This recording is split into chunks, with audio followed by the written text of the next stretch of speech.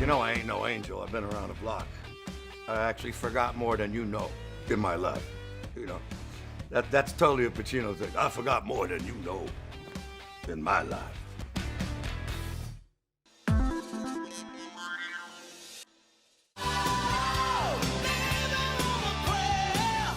In the 80s, Richie Sambora became a rock and roll legend as the lead guitarist for Bon Jovi. In the 90s, he married actress Heather Locklear and became a father when their daughter Ava was born.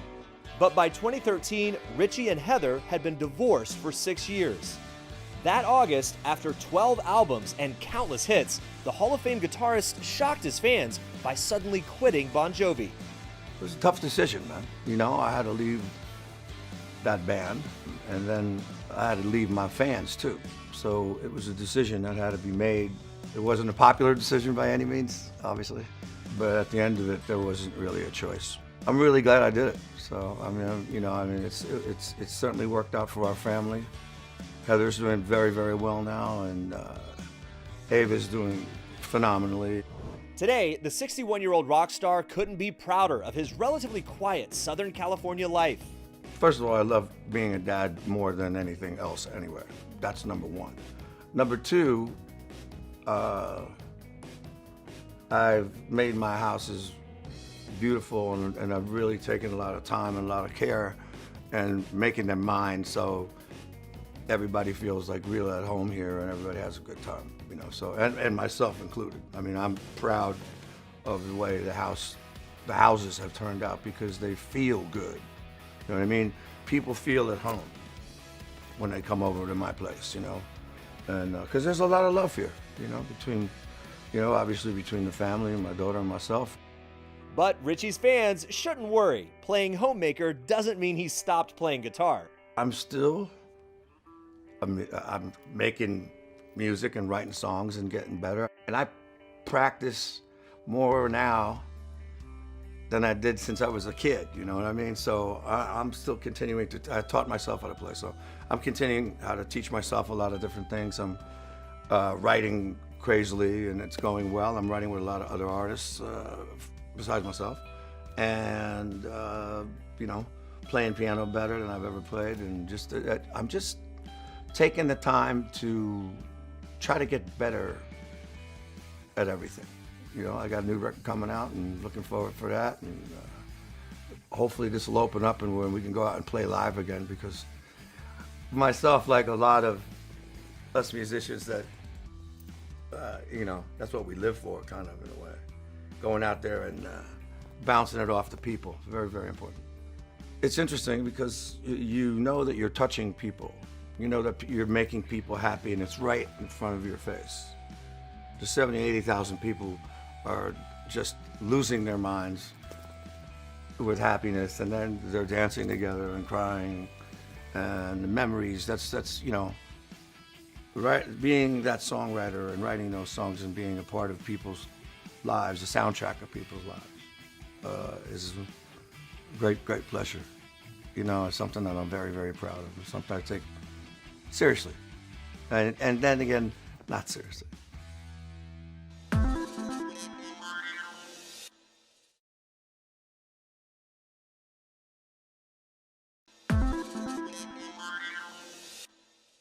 Right, I mean, beautiful there. I brought a child into this world, and I do not take it lightly. That commitment is something that, hey, you got to take care of that and communicate, talk. I think that's probably the biggest one. You know, trying to have an open forum for communication between you and your children. So I think that the communication between parent and child, and not to lead by fear. You know, you could lead by fear, or you could lead by love.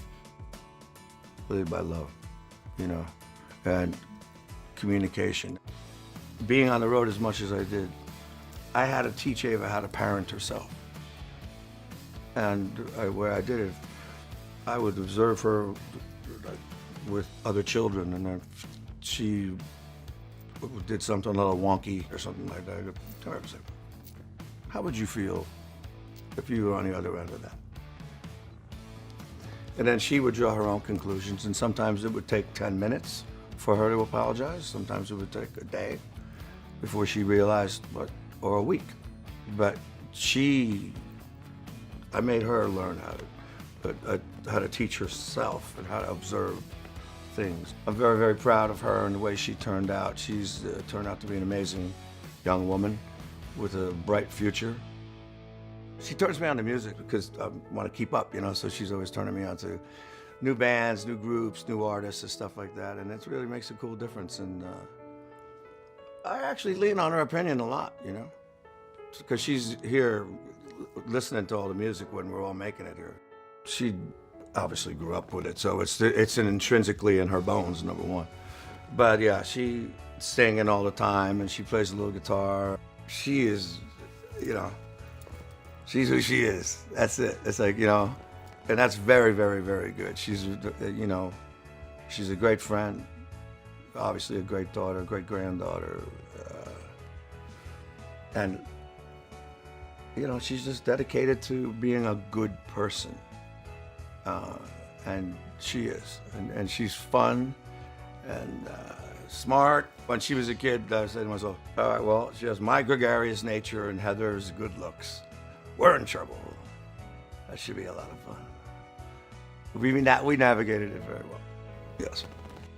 Like the rest of us, Richie has been in quarantine for most of 2020, time he happily spent together with his now 23-year-old daughter. She immersed herself into the schoolwork more than anything else these days, and she's got a boyfriend who I like, which is great, and and he's a good guy, and she's got good friends that surround her, and so it's good. I'm lucky enough to have an amazing relationship with my daughter. We've been through a lot of things together and stuff like that, and this is just one of those things that we're going through together. And she graduated online. She graduated on a dean's list, a psychology major at LMU, and I was a psychology major in college myself. And so I said, can I take, finals with you and study with you and stuff like that? So we actually did it at the beach house. And she aced it and got on the dean's list, so she's doing well throughout this whole thing. She's going to go into graduate school. She hasn't started yet. She just took her test, I guess it was about 3 weeks ago, and aced it. So she's going to continue on with her psychological studies and sociological studies. You lead by example, right? So my work ethic is pretty deep, and I'll work 10, 12 hours a day, like all the time.